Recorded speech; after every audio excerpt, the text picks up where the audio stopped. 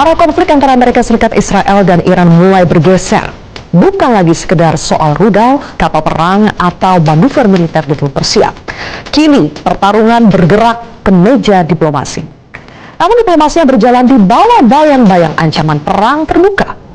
Di tengah ketegangan tersebut, pertemuan Presiden Amerika Serikat Donald Trump dan Presiden Tiongkok Xi Jinping ikut menyeret isu Iran ke dalam pembahasan strategis kedua negara adidaya dunia. Bukan hanya soal perang, namun tentang siapa yang akan mengendalikan jalur energi dunia.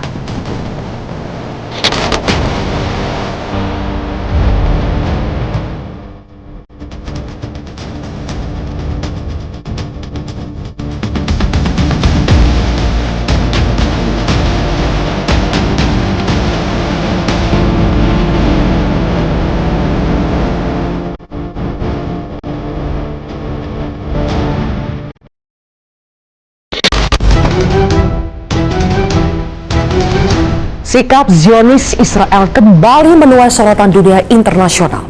Pasukan Zionis Israel atau IDF mencegat armada kemanusiaan global Sumut Flotilla di perairan internasional Mediterania Timur yang sedang membawa bantuan menuju Gaza. Dalam rombongan ini, sedikitnya terdapat 5 WNI yang ikut ditahan. 3 diantaranya merupakan jurnalis Indonesia, Bambang Noroyono, Todi Badai, dan Andre Prastio Nugroho. Penahanan ini memicu reaksi keras dari Indonesia. Kementerian Luar Negeri RI mendesak Israel untuk segera membebaskan seluruh awak kapal global Sumut Flotilla.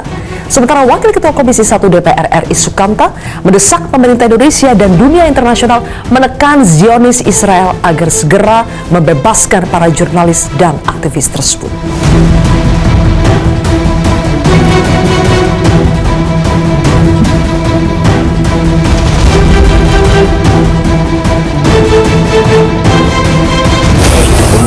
Dengan teman-teman dari Kementerian Luar Negeri dan Turki untuk memastikan kondisi dari rekan-rekan kita yang diintercept dan ditahan oleh Israel.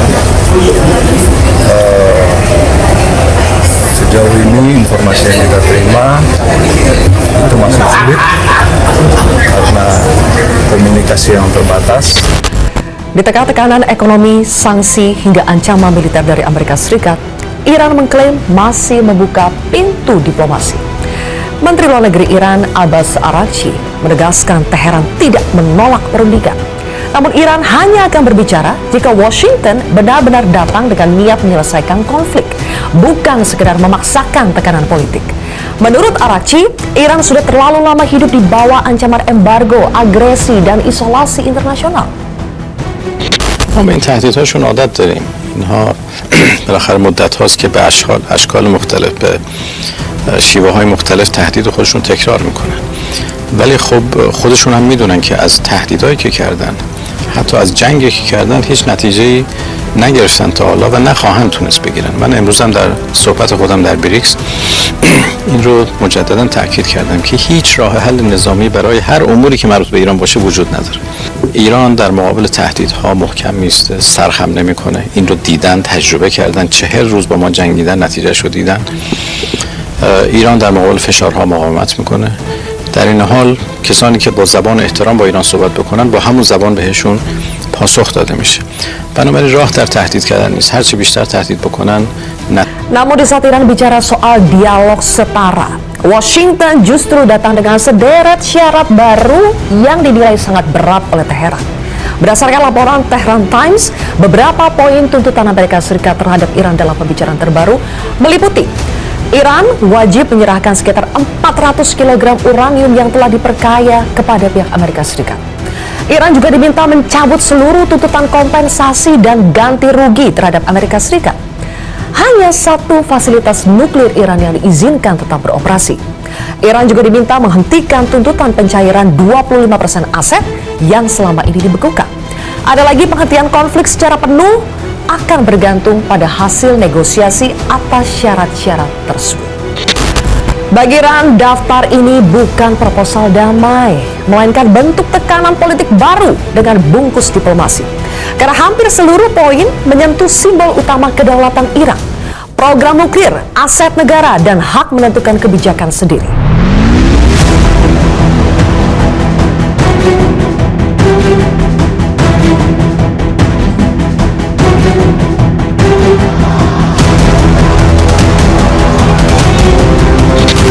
Retorika keras kembali muncul dari Teheran. Penasihat militer Iran, Mohsen Rezai, memperingatkan bahwa Laut Oman bisa berubah menjadi kuburan bagi kapal-kapal Amerika Serikat jika tekanan militer terus berlanjut. Iran menegaskan mereka tidak pernah menutup perdagangan internasional di Selat Hormuz. Yang ditolak Teheran adalah keberadaan operasi militer asing di kawasan tersebut. Pernyataan ini bukan sekedar ancaman verbal, melainkan sinyal bahwa Iran masih menjadikan jalur laut sebagai kartu tawar utama dalam diplomasi mereka.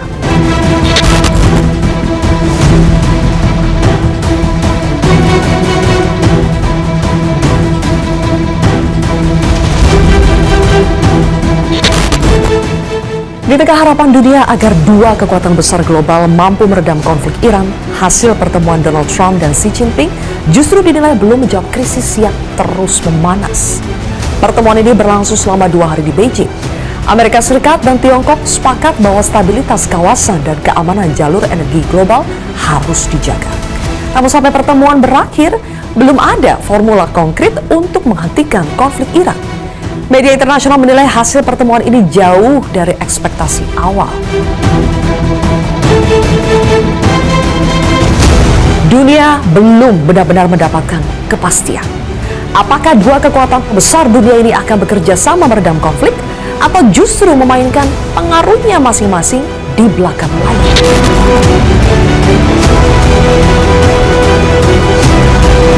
Washington sebelumnya terang-terangan berharap Beijing ikut menekan Iran. Menteri Luar Negeri Amerika Serikat, Marco Rubio, mengatakan Amerika Serikat ingin Tiongkok memainkan peran lebih aktif untuk menghentikan langkah Iran di kawasan Teluk. Menteri Keuangan Amerika Serikat, Scott Bessent, bahkan mendesak Tiongkok bergabung dalam operasi internasional membuka kembali Selat Hormuz. Donald Trump kemudian mengklaim Xi Jinping sepakat bahwa Iran harus membuka kembali jalur pelayaran tersebut. Namun hingga kini, Beijing belum pernah secara terbuka mengonfirmasi klaim tersebut.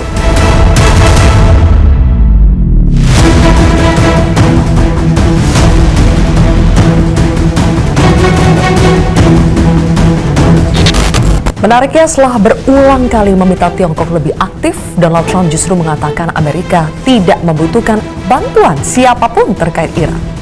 I don't need favors. I think he will. I think automatically he'd like to see it opened up.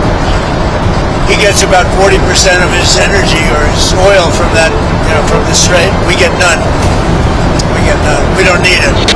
Kontradiksi ini memperlihatkan satu hal penting. Washington ingin Tiongkok ikut menekan Iran, namun pada saat yang sama Amerika Serikat juga tidak ingin terlihat bergantung pada Beijing di tengah rivalitas global kedua negara. Karena bagi Trump, citra politik tetap penting. Amerika Serikat harus terlihat memimpin, bukan meminta-minta bantuan.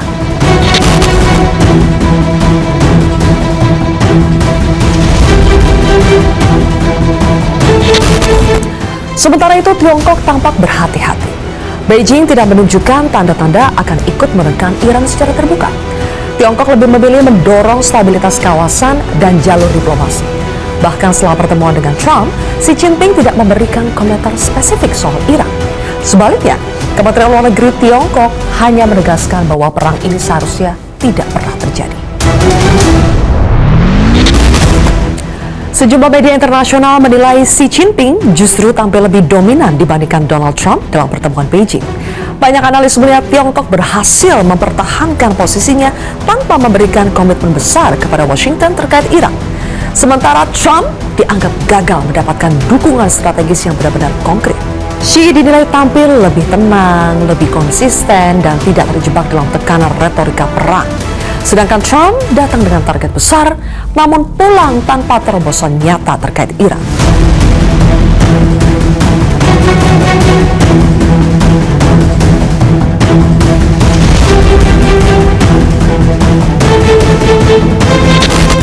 Sorotan juga datang dari media sosial. Netizen ramai membahas perbedaan tinggi kursi saat Trump dan Xi Jinping duduk berdialog.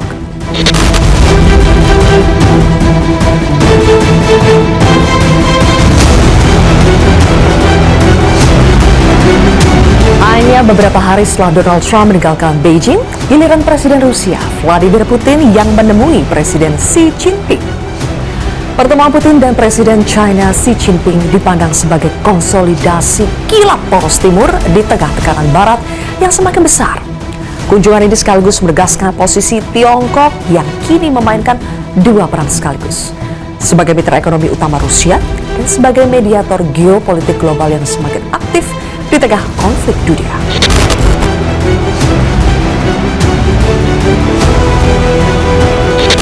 Kini dunia berada di persimpangan yang rumit. Amerika Serikat ingin Iran segera membuka Selat Hormuz tanpa syarat. Sementara Iran ingin diakui sebagai negara berdaulat yang tidak tunduk pada tekanan. Tiongkok ingin stabilitas energi tetap terjaga tanpa harus ikut terseret terlalu jauh dalam konflik. Rangkaian pertemuan pemimpin-pemimpin negara besar dunia ini diharapkan dapat segera menghentikan eskalasi dan mengembalikan perdamaian dunia. Inilah kontroversi selengkapnya. Amerika Serikat Iran memuncak, manuver Tiongkok bergerak, bersama saya Zilvia Iskandar.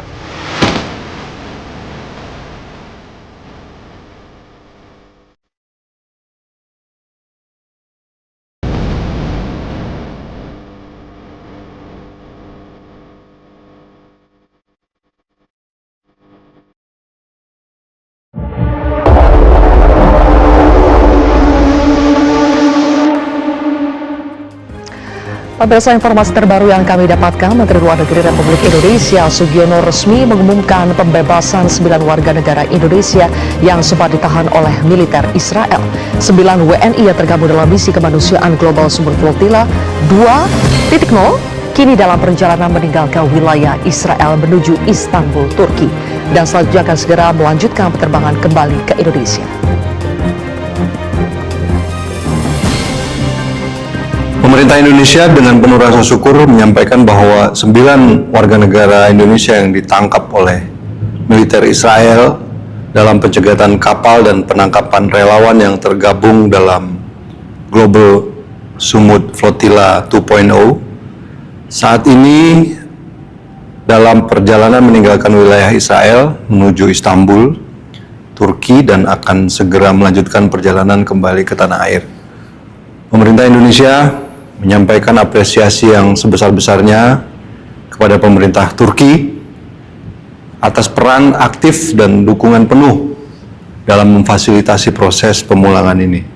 Pemerintah Indonesia sekali lagi menegaskan kecamannya atas perlakuan tidak manusiawi yang diterima para relawan selama masa penahanan, tindakan yang merendahkan martabat warga sipil dalam sebuah misi kemanusiaan merupakan pelanggaran serius terhadap hukum humaniter internasional yang tidak dapat ditoleransi. Pemerintah Indonesia akan terus mengawal proses pemulangan ini hingga seluruh WNI tiba kembali ke tanah air dengan selamat. Untuk pembahasan sudah hadir 4 orang narasumber di studio Metro TV. Di sebelah kiri saya adalah mantan Dubes RI untuk Tiongkok, Profesor Imron Kotang. Prof. Imron, selamat malam. Selamat malam. Berikutnya juga ada Direktur Hubungan Eksternal Indo-Pacific Strategic Intelligence, Aisyah Kusuma Somantri. Aisyah, selamat malam. Selamat malam, Mbak Zil. Kemudian juga ada mantan Dubes RI untuk Iran, Bapak Dian Wirangjudit. Pak Dian, selamat malam. Selamat malam, Mbak Zilvi. Kemudian pemirsa. Pakar Timur Tengah Faisal Asegaf. Bang Faisal, selamat malam. Selamat malam, Mbak Zilvi. Dan juga sudah tergabung lewat sambungan Zoom adalah Steering Committee dari Misi Global Sumut Flotilla, ada Maimun Herawati. Mbak Maimun, selamat malam. Selamat malam. Baik, Mbak Maimun, langsung saja kami konfirmasi, sudah ada berita dari Menlu Indonesia bahwa 9 WNI kita sudah terbang berangkat dari Israel menuju Turki. Itu sudah terkonfirmasi ya, Mbak Maimun? Iya, berangkat dari tanah Palestina yang dijajah, naik 3 pesawat dan insya Allah 1,5 jam lagi atau bisa jadi sejam lagi mendarat di Istanbul, dan saya sedang menuju bandara untuk menemui mereka insya Allah. Oke, bandara Istanbul ya. Mbak Maimun juga mendapatkan informasi bagaimana kondisi mereka saat ini? Ya, nanti kondisinya akan bisa saya update ketika saya sudah bertemu dengan mereka semua insya Allah. Oke, apakah ke-9 WNI kita juga mengalami kekerasan seperti yang dialami oleh sejumlah relawan lainnya ketika ditahan? Iya, kami mendeteksi berdasarkan analisa pakaian dan kemudian juga postur dari belakang, minimal ada 4 di antara WNI yang juga mengalami yang ada dalam video kekerasan tersebut. Oke, baik. Kemudian setelah tiba di Istanbul, Turki, apakah akan langsung juga bertolak ke Indonesia? Tidak, insya Allah akan diambil dulu kesaksian, pemeriksaan kesehatan, sehingga berbagai yang terjadi kepada teman-teman bisa didokumentasikan untuk kemudian dilihat tindak berikutnya. Setelah itu baru kemudian bertolak ke Indonesia, insya Allah. Baik, insya Allah ya. Mbak Maimun, berkali-kali misi kemanusiaan menembus blokade Gaza itu digagalkan oleh Zionis Israel. Apakah para relawan GSF ini akan tetap melanjutkan misi perjuangan ini ke depan? Iya, karena Palestina belum merdeka, genosida masih terus terjadi. Kita tahu katanya gencatan senjata, tapi lebih dari 2.000 pelanggaran gencatan senjata dilakukan sejak tanda tangan dibubuhkan pada perjanjian tersebut. Lebih dari 1.000 pengeboman dilakukan oleh Israel kepada warga Gaza, dan kita tahu pada saat penandatanganan jumlah tanah yang dikuasai oleh Israel atas tanah Gaza adalah 53%, tapi sekarang yang mereka kuasai adalah 64%. Artinya tersisa hanya 36% tanah Gaza yang bisa didiami oleh 2 juta bangsa Palestina di Gaza. Bayangkan betapa crowdednya, Mbak. Nah, belum lagi kemudian 1 juta diantaranya dalam keadaan kelaparan, karena sebenarnya jika mengikuti perjanjian gencatan senjata, seharusnya 600 truk itu diizinkan masuk per hari, tapi sejatinya sekitar 100 truk saja yang masuk, dan itu pun sangat jauh dari kebutuhan yang ada. Obat-obat tidak tersedia dengan baik. Ini makanya kemudian mengapa kami melakukan tindak usaha untuk mendobrak blokade, karena pemerintah di dunia gagal gagal untuk menghentikan tindak kekejaman dan pelanggaran hukum internasional yang dilakukan oleh Israel. Mbak Maimun, jadi apakah kami akan melakukan lagi? Insya Allah kami lakukan lagi, insya Allah. Oke, insya Allah. Baik, Mbak Maimun, satu lagi soal kapal-kapal yang membawa para relawan ini kan akhirnya membawa begitu banyak logistik bantuan-bantuan untuk warga Gaza. Lalu setelah diintercept oleh pasukan penjajah Zionis Israel, bagaimana dengan logistik-logistik yang sudah dibawa di kapal itu, Mbak? Iya. Jadi Mbak, yang penjajah lakukan adalah pada saat mereka naik, lalu kemudian menculik teman-teman kami, relawan kemanusiaan, ketika kemudian teman-teman dipindahkan, mereka merusak layar, merusak mesin, sehingga kapal-kapal itu sebagian tenggelam, sebagian lagi terombang-ambing di lautan luas. Bagaimana dengan bantuannya? Bantuannya ada di dalam kapal tersebut. Jadi sebagian berhasil, ada beberapa yang kemudian bisa kami deteksi dan kemudian dilihat kemungkinan untuk dibawa kepada pelabuhan terdekat, tapi ini masih proses yang ongoing, Mbak. Baik, terima kasih kalau begitu Mbak Maimun, kita nantikan bersama ya, semoga para WNI kita bisa selamat tiba di tujuan. Terima kasih Mbak Maimun sudah bergabung di Kontroversi. Dan pemirsa, kami masih akan membahas isu terkini bersama dengan 4 narasumber yang sudah hadir di studio Metro TV usai jeda.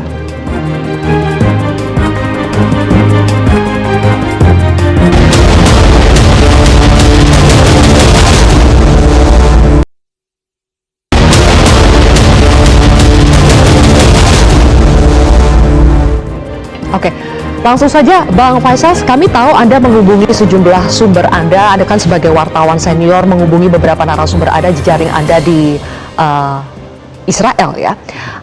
Apa informasi yang Anda dapatkan, kenapa pada akhirnya menurut kami para tahanan ini, para relawan yang ditahan oleh Israel ini cukup cepat dibebaskannya, cukup cepat untuk langsung dilakukan deportasi? Informasi pertama saya dapat dari mantan wakil direktur Mossad, itu namanya Ram Ben Barak, itu saya udah berteman lama. Jadi memang orang-orang Indonesia ini bukan ancaman. Pertama, mereka tidak pernah ke Gaza. Kedua, mereka tidak punya koneksi atau pernah menjalin relasi dengan Hamas. Itu sebenarnya 2 hal penting itu yang membuat ya nggak ada kepentingan kita untuk menahan mereka lebih lama. Terus terakhir tadi hari ini saya berbicara dengan wawancara dengan juru bicara adalah LSM, pemantau hak asasi manusia di Israel. Itu juru bicaranya namanya Mu'tasim Zaidan. Dia bilang relawan Indonesia itu di sel itu, kan sel itu di penjara Ketziot itu dekat Beersheba, Gurun Negev, selatan Israel. Itu ukuran selnya itu harusnya muat untuk 16 orang. Nah, karena flotila sebelumnya dan yang sekarang itu 13 sampai 15. Jadi benar-benar sesak. Dan itu relawan Indonesia itu dipukuli. Mereka juga diikat, nggak dikasih minum. Jadi seorang anggota tim hukum dari Adalah itu menemui 4 dari 9 orang itu. 4 dari 9 relawan. Ini di penjara Ketziot, bukan di pelabuhan Asdod yang videonya beredar. Jadi tim itu siapapun yang masuk ke situ, pengacara nggak boleh bawa rekaman, nggak boleh kamera, nggak boleh masuk, handphone juga nggak boleh. Harus ditaruh di bagian keamanan. Jadi dia bilang dipukul tuh di bagian paha, dada dan kepala. Terus mereka juga nggak dikasih minum. Seperti itu. Jadi memang perlakuannya buruk, makanan juga tidak layak. Seperti itu. Ya saya mengalami itu juga sih waktu pas ditangkap Hizbullah 2024. Oke. Dan dalam video yang viral beredar ketika dipublikasikan sendiri ya oleh Menteri Keamanan Nasional Israel Itamar Ben-Gvir, kurang lebih seperti itu ya gambarannya ya, terang-terangan dilakukan oleh menterinya langsung mencemooh, memutarkan lagu kebangsaan Israel, meledek-ledek para relawan. Kalau itu kan, ini kan kaitannya semacam kampanye ya, mau pemilu di Israel September. Jadi Ben-Gvir melakukan itu untuk menarik dukungan dari pemukim-pemukim Zionis garis keras kan, yang tiap hari menyerang desa-desa atau wilayah permukiman di tepi barat, termasuk juga desa-desa Kristen seperti Tayyibah itu di tepi barat, itu juga diserang hampir tiap hari. Jadi yang dilakukan Ben-Gvir yaitu bagian dari upayanya mendapat dukungan suara dari kaum ekstremis seperti itu. Dan kita tahu kan itu saya sempat dari awal itu hari Senin saya menghubungi Menteri Luar Negeri Israel Gideon Sa'ar, tapi pertanyaan saya tuh cuma dibaca aja di WA. Via WhatsApp tuh cuma hanya dibaca. Di Ben-Gvir pun saya kan punya juga WhatsAppnya, itu juga cuma dibaca. Jadi saya minta wawancara itu juga ya nggak diladeni lah. Ada punya nomor kontaknya langsung ya ke Ben-Gvir itu? Ada langsung. Dibaca? Dibaca. Apa yang Anda tanyakan? Yang saya tanyakan, Ben-Gvir, kenapa Anda menyiksa, memperlakukan relawan kemanusiaan, orang sipil secara tidak manusiawi? Nah, terus saya juga nanya, kapan 9 relawan Indonesia itu akan segera dibebaskan? Jadi memang kalau menurut keterangan Lihi, salah satu staf urusan pers internasional di IDF, dia bilang ini bukan kita yang melakukan. Jadi itu yang melakukan adalah polisi dan aparat keamanan, dan itu semua di bawah wewenang Ben-Gvir. Jadi semua penjara di Israel itu wewenang dari Menteri Keamanan Nasional Israel Itamar Ben-Gvir. Jadi IDF bilang itu bukan mereka menangkap, tapi setelah itu urusan diserahkan ke Ben-Gvir yang membawahi semua penjara di Israel, termasuk polisi. Dan kabarnya PM Netanyahu juga katanya mengecam apa yang dilakukan oleh Ben-Gvir. Itu bisa dipercaya tidak? Netanyahu ikut mengecam? Ya itu tadi, ini kan bagian dari politik. Menjelang kampanye, Netanyahu juga pengen terlihat bagus di dunia internasional. Citra yang buruk sebagai penjahat perang, pelaku genosida, itu kan dia mencoba istilahnya membersihkan itu dengan ya berantem sendiri lah, walaupun sebenarnya sama-sama aja sih.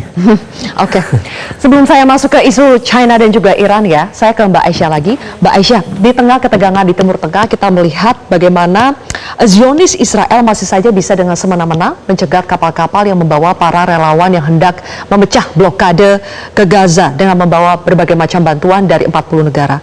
Pertanyaan saya Mbak Aisyah, kenapa sih hal ini terus terjadi tanpa ada negara yang seperti bisa mencoba untuk menghentikan Israel?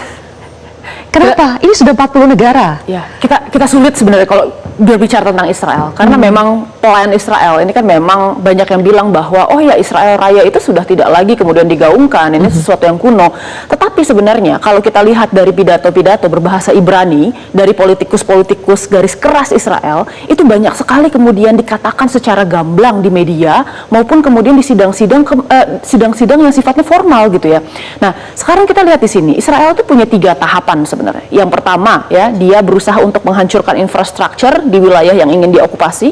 Yang kedua adalah kemudian mendisposisi atau kemudian mengeksodus ya orang-orang yang tinggal di daerah sana. Dan yang ketiga memasukkan settlers untuk bisa melakukan effective occupations. Dan itu kan melakukan hal tersebut itu bukan berarti kita lihat oh iya tiba-tiba saja kemudian bisa terjadi. Tapi di dalam prosesnya ada pelanggaran-pelanggaran kemanusiaan yang pasti dilakukan oleh Israel. Nah, sementara itu kita tahu di dalam dunia internasional ini ya, salah satu main proponen dari sistem yang berlaku di dalam dunia internasional pasca Perang Dunia Kedua itu adalah Amerika Serikat. banyak dari pelanggaran-pelanggaran Israel ya yang kemudian itu sebenarnya dijadikan komplain dan masuk ke dalam sidang DKPBB.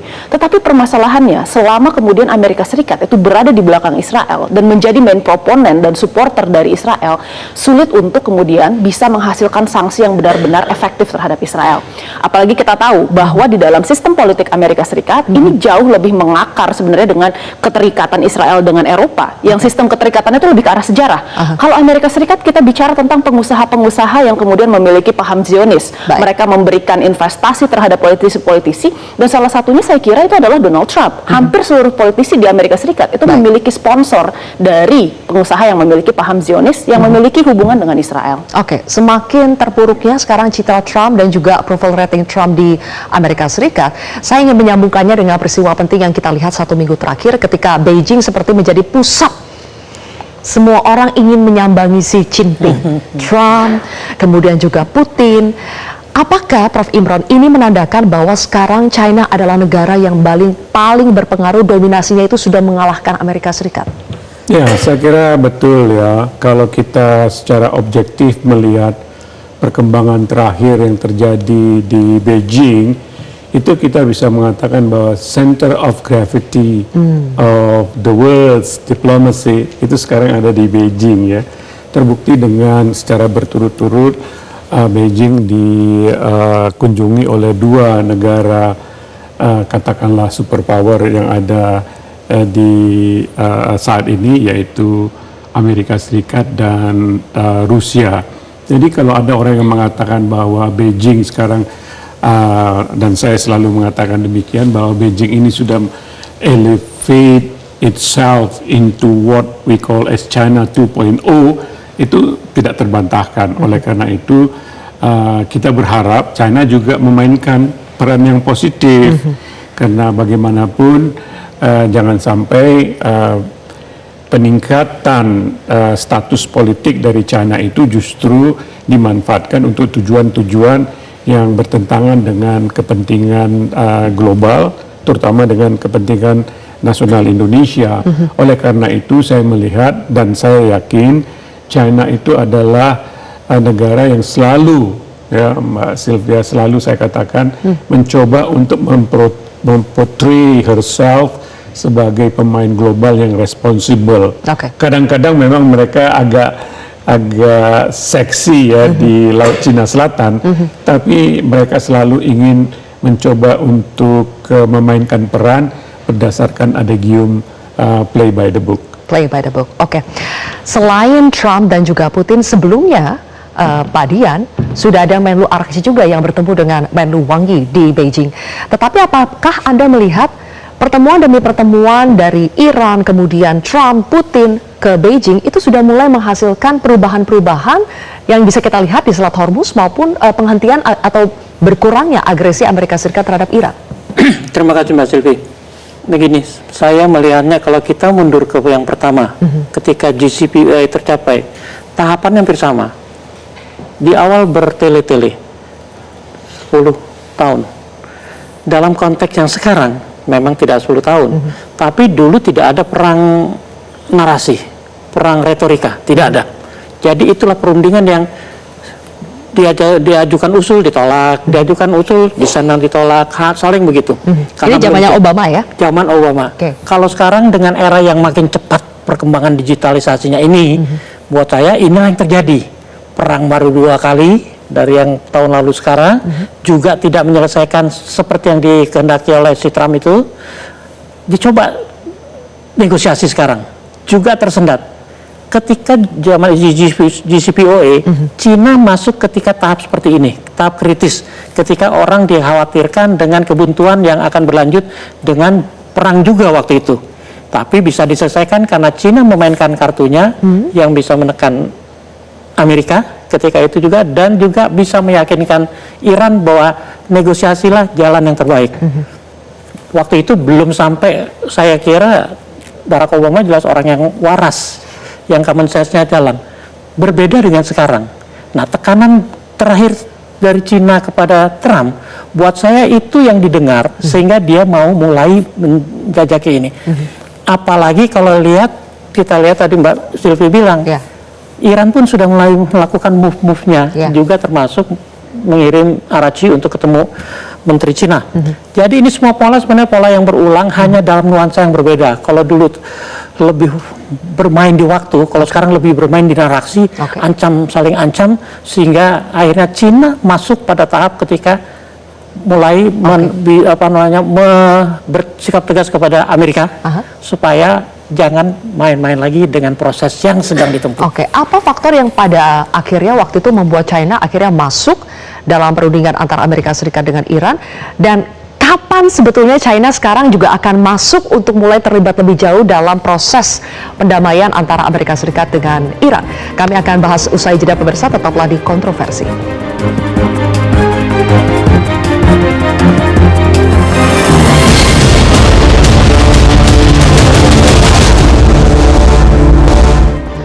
Baik, kami lanjutkan lagi pemirsa. Prof Imran, jadi apa waktu itu yang membuat akhirnya China melibatkan diri masuk ketika JCPOA yang 10 tahun yang lalu itu, dan sekarang apakah China sedang menunggu apa untuk bisa terlibat lebih jauh dalam perang Amerika Serikat Iran ini? Berdasarkan pengalaman saya sebagai duta besar di China itu selalu melihat sesuatu itu apakah itu menguntungkan dirinya atau tidak. Nah, saat ini perang atau tidak, berlanjutnya perang ini tetap menguntungkan China. Jadi bukan keuntungan yang mencari China, bukan China mencari keuntungan, tapi keuntungan mencari China. Artinya apa? Bahwa Selat Hormuz yang menjadi salah satu sticking points dari perang ini, itu tidak mempengaruhi China sama sekali. Karena apa? Karena kapal-kapal minyak dan barang dari China itu bebas berlalu lalang masuk atau keluar dari Selat Hormuz. Karena apa? Karena Amerika Serikat tidak akan mungkin melakukan apa yang dinamakan interdiction, ya, menguasai kapal-kapal China dan kemudian katakanlah mengconfiscate, ya, kapal-kapal China tersebut. Is impossible. Karena apa? Karena akan memunculkan masalah baru. Artinya Amerika membuat kepentingan nasional China itu menjadi taruhannya. Itu tidak akan mungkin. Oleh karena itu, berlangsung atau tidak berlangsungnya perang ini, itu it doesn't really concern China. Oleh karena itu, ketika Presiden Trump meminta China untuk memainkan peran agar meyakinkan Iran untuk membuka Selat Hormuz, China memberikan respons yang sangat mild, ya. Bahkan dia meminta kembali, cobalah Pakistan memainkan perannya. Jadi Pakistan yang didorong, ya? Pakistan yang didorong oleh China, bukan China meyakinkan Iran. Apapun itu, selesai atau tidak selesainya perang ini sama-sama menguntungkan China. Dan pada sisi lain, Rusia juga merasa mendapatkan keuntungan. Akibat dari perang ini, harga minyak dunia melonjak tinggi dari 70 menjadi 100 lebih, bahkan sampai 120.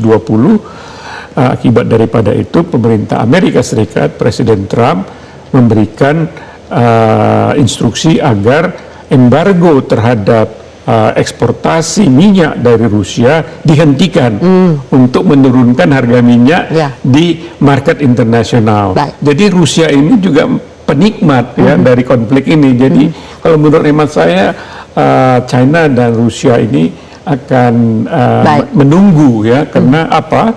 Karena waktu berada di pihak mereka. Saat ini Pak Dian, double blokade masih terjadi di Selat Hormuz, meskipun ada sebagian kapal yang masih bisa melintas. Trump kembali mengultimatum Iran, sementara ARGC juga membalas dengan mengatakan perang bisa meluas tidak hanya di Timur Tengah jika Amerika Serikat terus melanjutkan agresinya. Apakah itu berarti perang dengan skala yang lebih besar itu sudah di depan mata? Kalau saya, tolong sampaikan deh, silakan Trump ngomong apa aja, nggak ada yang percaya kok. Karena dengan situasi seperti sekarang saja, itu semua pihak sekarang pada dasarnya menyadari bahwa tidak akan ada satu pihak pun jelas yang mengaku kalah. Tidak bisa yang mengaku menang juga seperti digembar-gemborkan Trump. Yang ada adalah ceasefire de facto. seperti Korea gitu loh. Ya udah, nggak usah dilanjutkan. Dalam kondisi seperti ini justru semua pihak menguntungkan.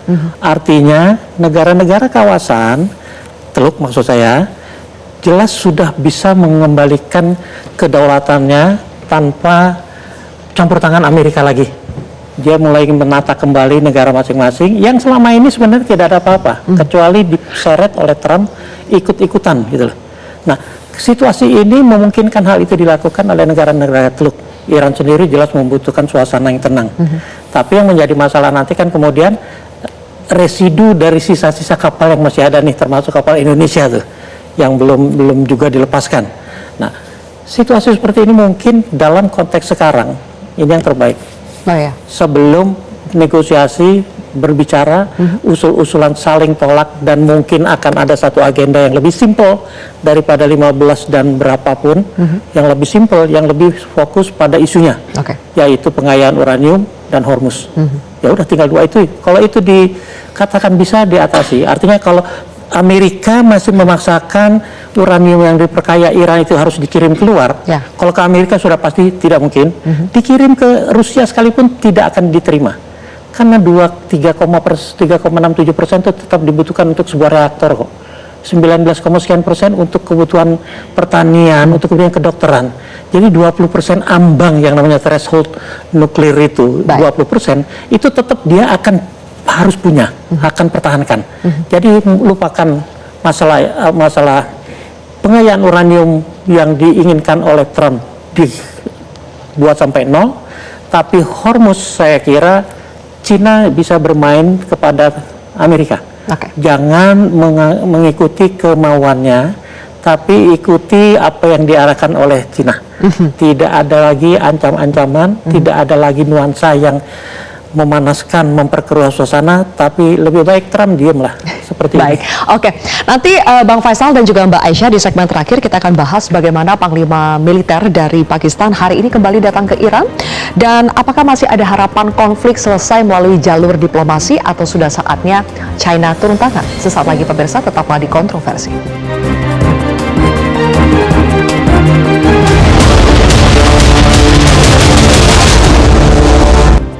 Baik, Bang Faisal, kalau kita lihat sekarang kekuatan Amerika yang dipimpin Trump di mata dunia maupun di dalam negerinya sendiri itu melemah. Apakah dengan melemahnya Amerika ini sebetulnya adalah kesempatan untuk kita dalam konteks Free Palestine ya, dalam konteks mendobrak blokade yang dilakukan Zionis Israel di Palestina, itu memang sebetulnya ini adalah kesempatan karena posisi Amerika yang sedang melemah dan kita tahu selama ini Zionis Israel di belakangnya itu ada Amerika dan sebaliknya Amerika Zionis di belakang Amerika juga ada Zionis. Saya kira itu tidak akan berpengaruh ya, karena pembelaan Amerika terhadap Israel, dukungan Amerika terhadap Israel kan punya hukum positif. Mereka punya namanya Jerusalem Embassy Act, ditandatangani oleh Presiden Bill Clinton dari Partai Demokrat pada 1995. Itu isinya mewajibkan siapa saja Presiden Amerika yang menjabat saat itu untuk memindahkan kedutaan besar Amerika dari ibu kota Tel Aviv ke Yerusalem. Itu mulai dari 95 nggak ada yang berani. Dan baru Trump dari Partai Republik 2017, 6 Desember 2017 dia memberikan pengakuan bahwa Yerusalem Barat dan Timur adalah ibu kota Israel. Artinya itu menutup peluang solusi dua negara yang didukung masyarakat internasional. Terus juga kemudian dilanjutkan dengan pemindahan kedutaan besar bertepatan dengan ulang tahun ke-70 Israel, berdirinya Israel, yaitu pada 14 Mei 2018. Jadi saya kira Presiden Amerika memang punya kewajiban karena ada dasar hukumnya, undang-undang itu sendiri. Jadi bukan sekedar masalah pengakuan, tapi artinya harus membela keamanan dan eksistensi Israel. Makanya kita tidak pernah, saya kira ya negara OKI atau Liga Arab ataupun PBB sebenarnya sudah ketinggalan jauh ketika mereka berbicara solusi dua negara, dalam konteks pemimpin negara Muslim lah.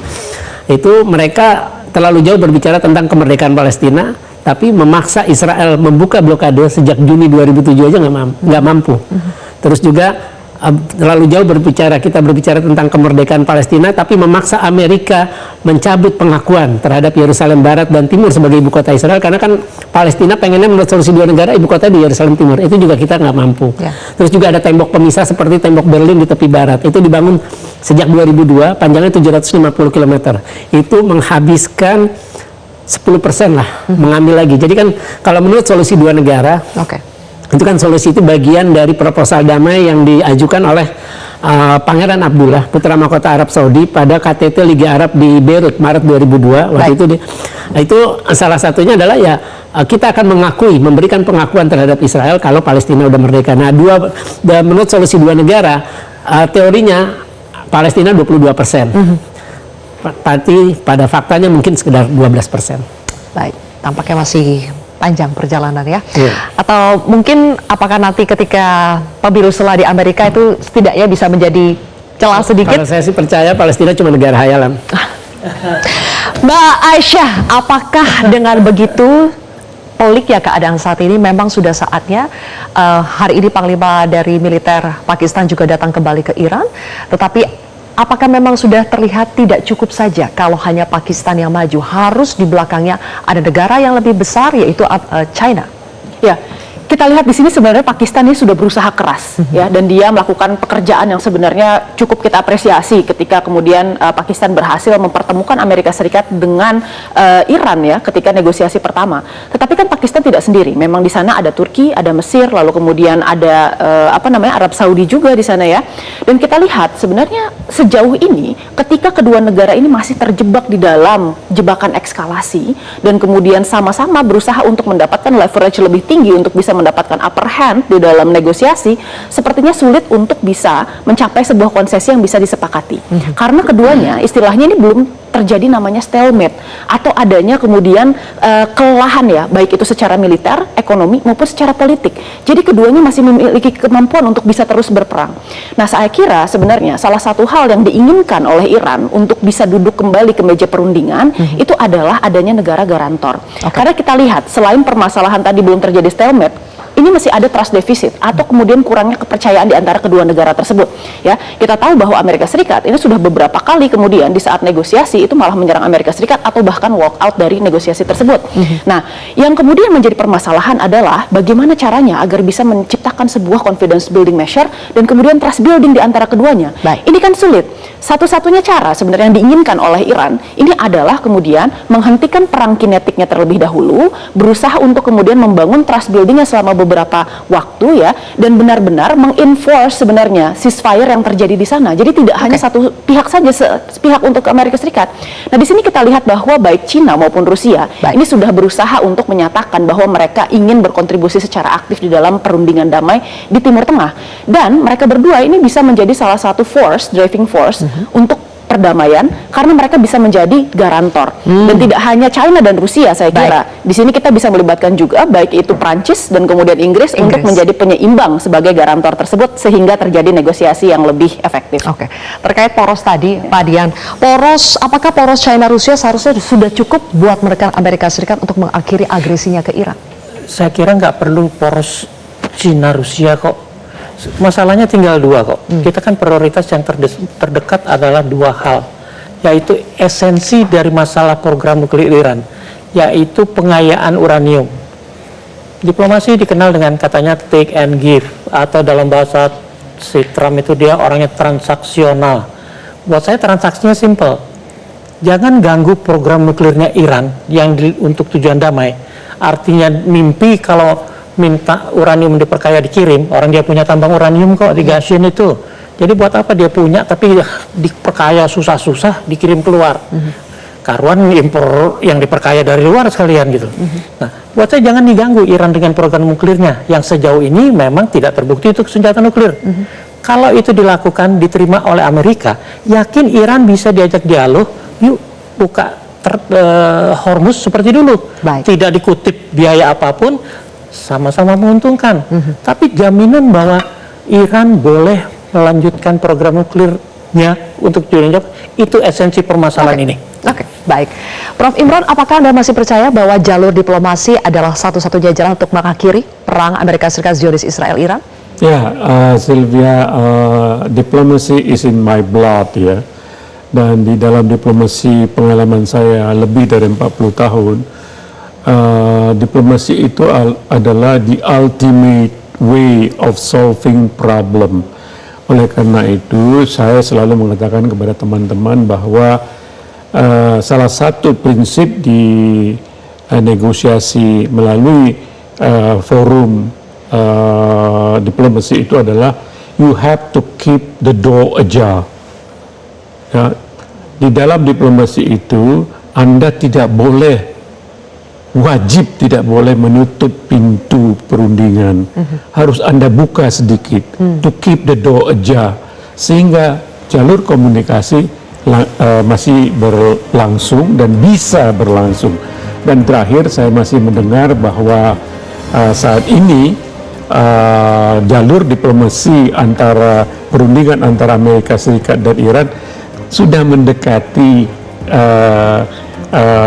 tahap final. Artinya apa? Mereka berupaya untuk mengatasi dua hal, sticking points. Satu adalah mengenai Selat Hormuz dan kemudian mengenai pengayaan uranium yang sebenarnya dijamin oleh rezim multilateral apa yang dinamakan NPT, dan artikel 4 dan artikel 3 dari treaty ini menjamin hak dari Iran untuk mengembangkan apa yang dinamakan peaceful uses of nuclear energy. Jadi there is no reason whatsoever bagi Amerika Serikat untuk mematikan atau menutup hak dari Iran untuk mengembangkan peaceful uses of nuclear energy, karena dia merupakan parti kepada NPT. Sementara harap dicatat, rezim Zionis seperti yang selalu kita katakan itu bukan bagian daripada rezim NPT. Baik. Oke, terima kasih Prof. Imron, Mbak Aisyah, kemudian Bang Faisal dan juga Pak Diang sudah bergabung di kontroversi pada malam hari ini. Pemirsa, selagi masih ada penjajahan dan perang di muka bumi, maka stabilitas global mustahil akan terwujud. Tetaplah terus menyaksikan kontroversi. Saya Zilvia Iskandar pamit undur diri, sampai jumpa. Metro TV. Jelajahi cara baru mendapatkan informasi. Download Metro TV Extend sekarang.